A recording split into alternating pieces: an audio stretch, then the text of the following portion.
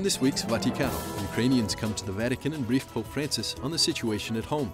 This Coptic-Catholic Patriarch calls for help while Christians in Egypt are suffering. Angela Merkel is received by Pope Francis, and a community of nuns who aren't yet in communion with the Catholic Church open up and come to Rome on pilgrimage. And the early birds in Rome are making a traditional pilgrimage during Lent. All this and more now on Vaticano.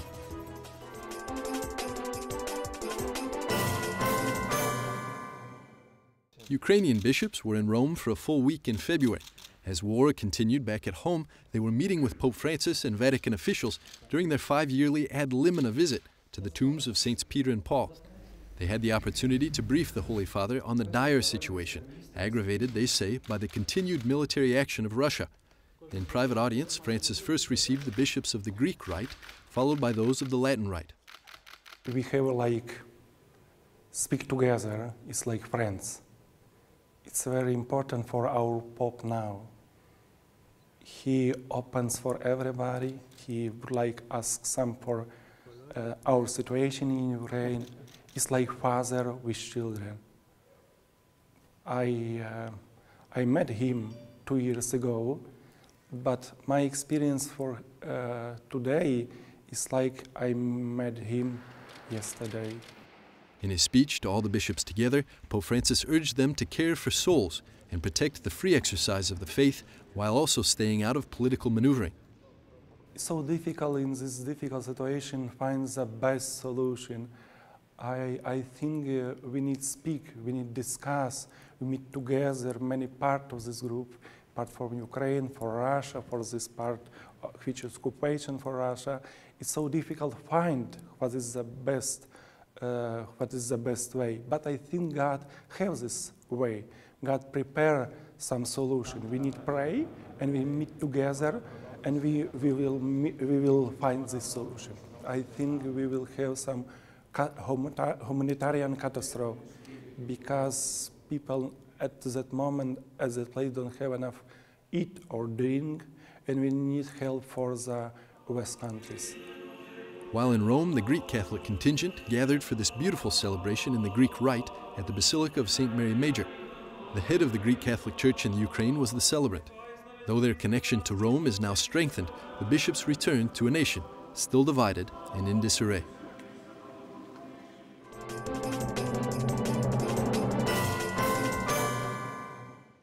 The recent beheadings of 21 Egyptian Christians in Libya are just the latest in years of persecutions in North Africa. The religious minority of the Coptic Christians in Egypt, both Orthodox and Catholics, has suffered at the mercy of the government, which does not protect them, says the Catholic leader there. Christians in Egypt, and I'm speaking primarily about the Copts here, were always an instrument of negotiation. They are the weakest link, therefore they're used like an instrument to create disorder in Egypt and to create a civil war.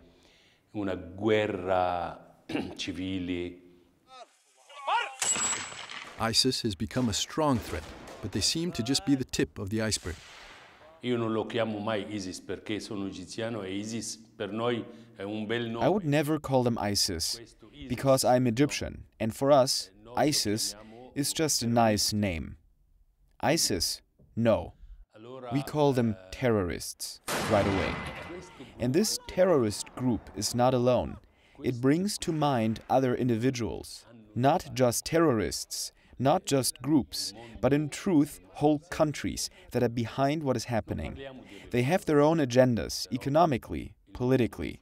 Who has created them? Who supports them now?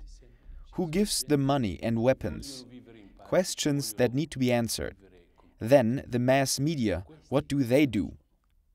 Do they just bring the news, or do they take an active role in combating these terrorists? They are paid, and they do what the others ask of them. They are paid.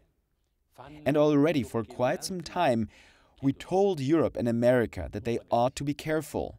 They are coming, and nobody believed us. Today, in Paris, they killed a lot of people.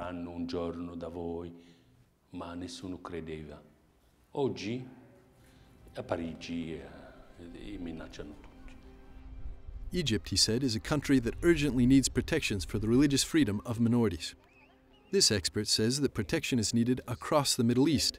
He says that ensuring religious freedom doesn't stifle society, rather it builds it. Where you get religious freedom, there's more innovation, more a stronger base of society. For instance, Bob Woodbury, you probably don't know his name, but he's a researcher that looks at the impact of missionary work around the world. And he found that where there was the freedom to do missionary work in the last century, that's the places that are now the most developed, most democratic. And what did they do? They brought a mission, but then they found out people were sick. They brought a hospital. People couldn't read. They taught them to read. They didn't have printing. They set up printing presses. They needed roads to get there. So there was a direct connection. He says that the growth of ISIS in Iraq in particular came from a void that wasn't of religious nature. The chief concern in Iraq before ISIS took over was unemployment, not religious conflict, other things. And so ISIS saw that and they said, it's a depressed economy, opportunity for us. And what was missing was an understanding from the policy community that these conditions of economic depression and other things can be a breeding ground. They don't naturally cause terror. While the world scrambles to contain and combat ISIS, Pope Francis continues to make calls to governments and people of goodwill to work for peace and reconciliation in Libya, Iraq, and across the Middle East.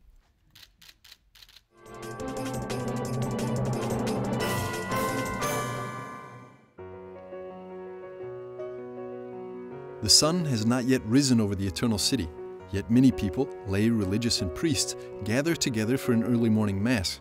This is the so-called Lenten Station Church pilgrimage. The pilgrimage starts every year on Ash Wednesday here at Rome's Basilica of Santa Sabina on the Aventine Hill. It goes back to the early church when the Pope would visit 7 churches, more or less 7. There were 7 districts here in Rome that the Pope would visit. And this one was Santa Sabina, which was really one of the most ancient. So this church, above all, is the most precious to the pilgrimage, and that's why people come out in such large numbers for this experience. For me, there's a real communal aspect to the whole experience, that is walking with the brothers of the house to the site and then praying there, celebrating Mass, and returning kind of in a prayerful spirit. So it's a great opportunity to, in a sense, spiritualize or make very holy the city. The station churches are a tradition geared towards one goal. It's the preparation towards the Easter Triduum, the spiritual preparation, which is what Lent is all about. We're journeying together toward our Lord and toward His passion, death, and resurrection. Catholics everywhere strive to make a special sacrifice during Lent. These expats in Rome are doing the same. Trying to do acts of charity from that as well, so that the penitential practice doesn't become just routine or some kind of a rigorism, but something that gives life to others. One particular penance I'm doing is simply writing down each day the sort of graces and things to be thankful for each day. I'm giving up like typical sweets, that type of thing, but I'm also trying to pray morning and night, say a rosary. They say the Station Church pilgrimage is a great way to recharge their spiritual batteries. Welcome back. This is Vaticano. Before the Angelus prayer, Pope Francis emphasized that Lent is a time of spiritual combat against evil.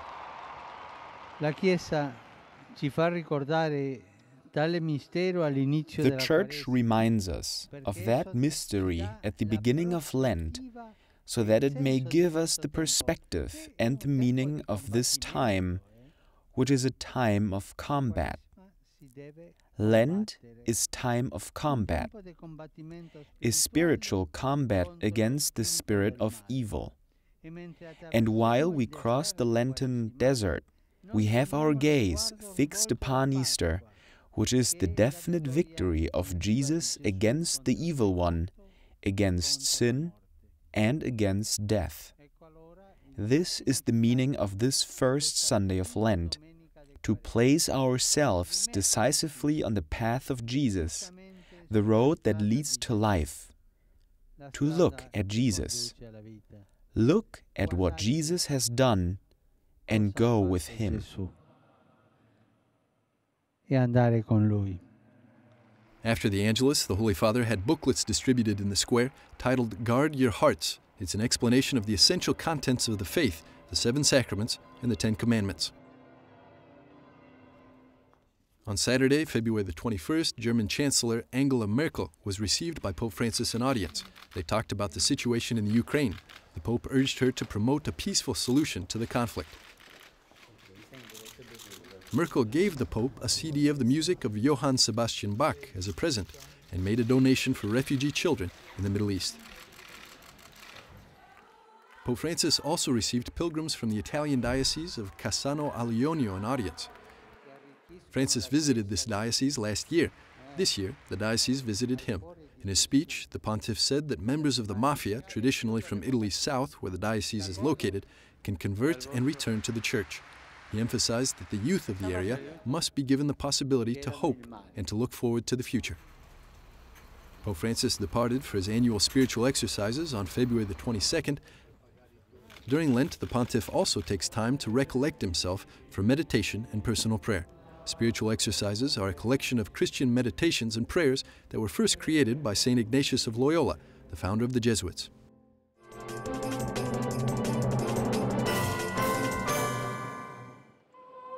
A group of girls and accompanying nuns made a unique pilgrimage to St. Peter's in February. We are 200, yes. So Monday was interesting when at the airport from everywhere sisters came in with children and the blue berets and the red and navy blue sweaters. There must be about 1,300 children. We left the tiny ones at home because we have them when they are 4 years old. And we took the 8, 9-old children only. The nuns are the teaching sisters, Dominicans. They were celebrating a special occasion with children from their schools in the US, France, and Germany. Das sind die Schwestern, wie wir sagen, von Fangeau. These are the Sisters of Fangeau. That is their mother house. Their actual name is Sisters of the Holy Name of Jesus, and they celebrate their 40 years of founding, especially to retain the old Mass, and they wanted to celebrate their 40 years of existence with a pilgrimage to Rome.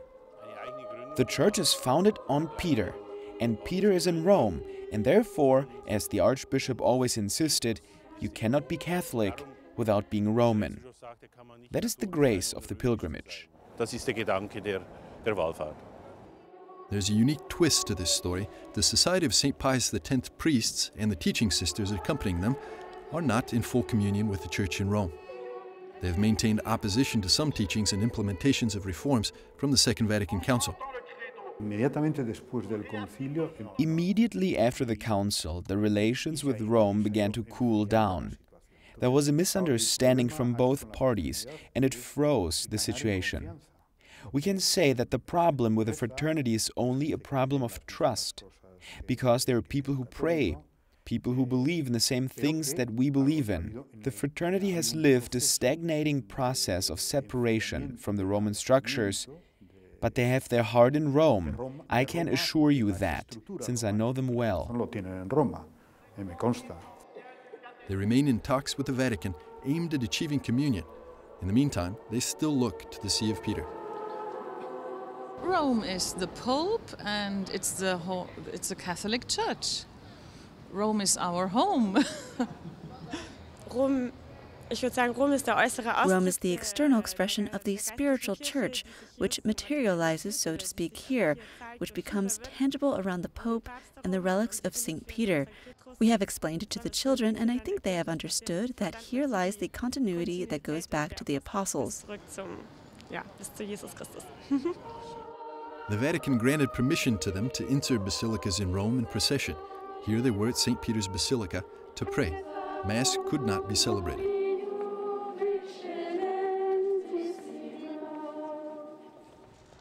Just off St. Peter's Square in the Vatican's Council for Legislative Texts, this bishop has taken a particular interest in the process of unity. He says the pilgrimage is just one more gesture that shows that dialogue and the will for unity are moving ahead. Part of the solution's success is to understand that negative relations have built up. That is inherent to the Church. People who deal in one way and people who deal sometimes in another way. Evil is always present, but the Church is not that. The Church was founded by the Lord and is pure.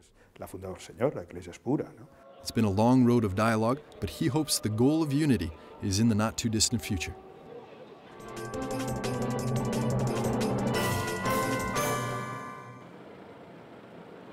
This year marks 100 years since the Armenian genocide, also known as the Armenian Holocaust.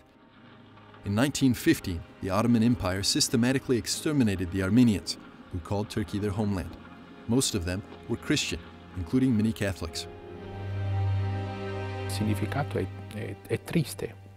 The event has a sad significance.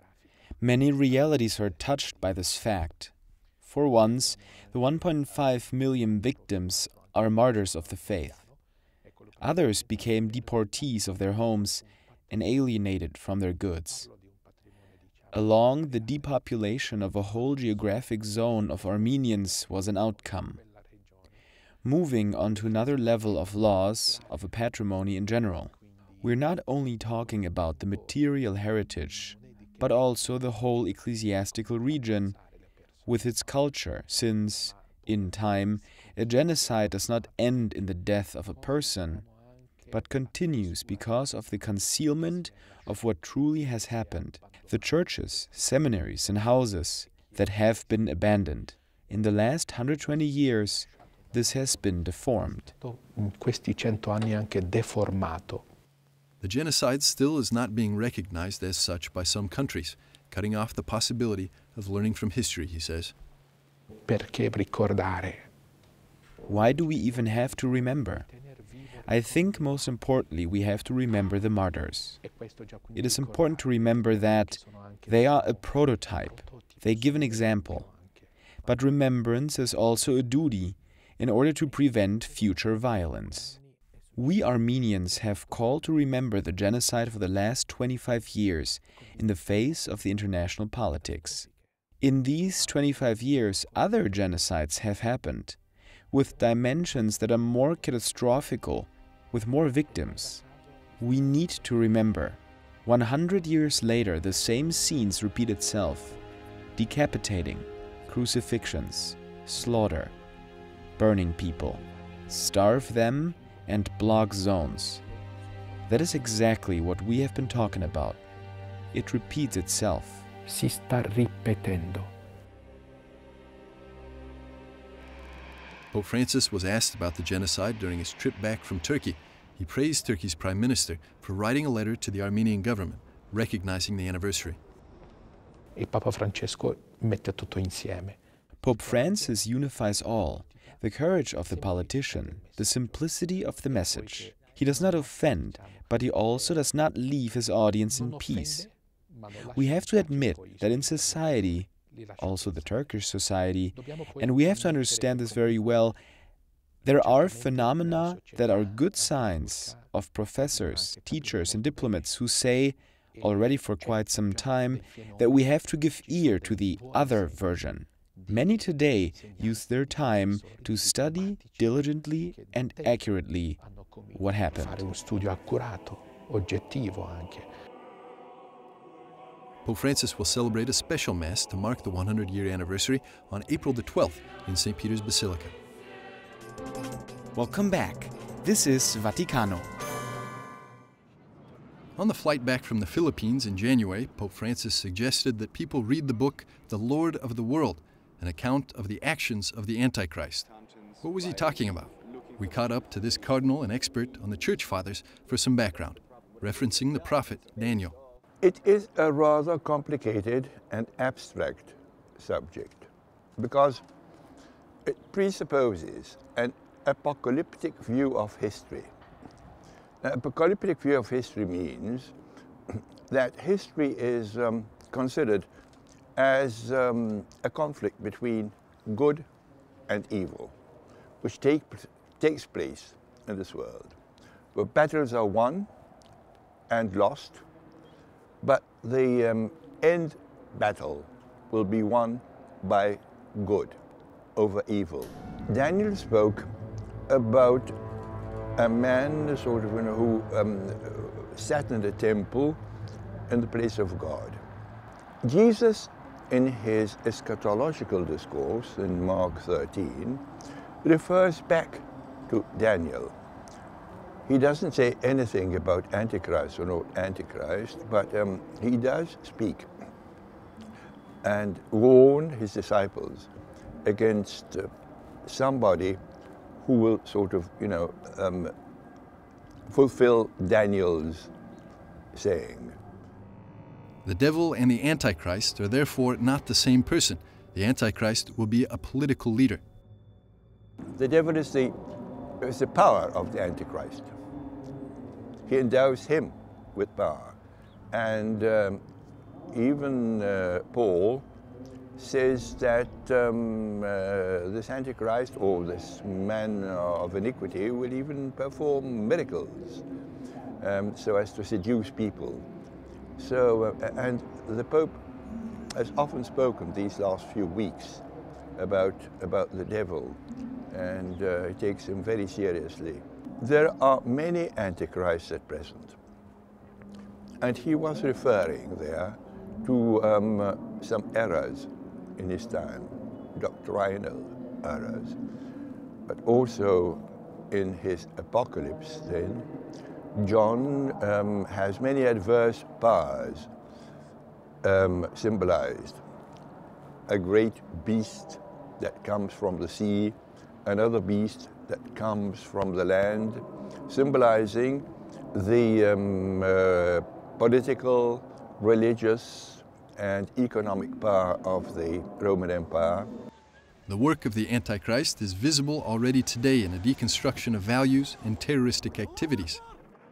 If we take the present set of values, anti-gospel values, there is a globalization of anti-gospel values. We can consider those as antichrist. These negative values, which we spoke about, are now presented as the conquest of our civilization. Well, I mean, if we take gender, for example, and, gay marriages and adoptions and so much that's taking place today, well, these are presented as the conquest of our civilization. And unless you accept them, well, you're just marked off. Look at ISIS today, for example. Well, we can explain conflicts, we can explain wars, but all this slaughter and slaying for absolutely no reason whatsoever, except because they do not belong to ISIS, even if they are Muslims. But I mean, there is something there which is behind or over and above the wickedness of man. But a Christian is not helpless in the face of violence. He can protect himself.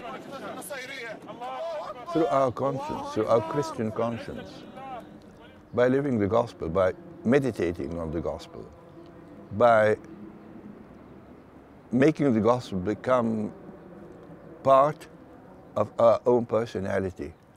And then, of course, we can distinguish between what comes from God and what comes from our own selfishness, or what comes even from evil. Because we've got to distinguish between wickedness, frailty, and evil. Wickedness and frailty are human things, but evil comes from the beyond, I would say. Hope is not lost, since the final battle has already been won by Christ, he said.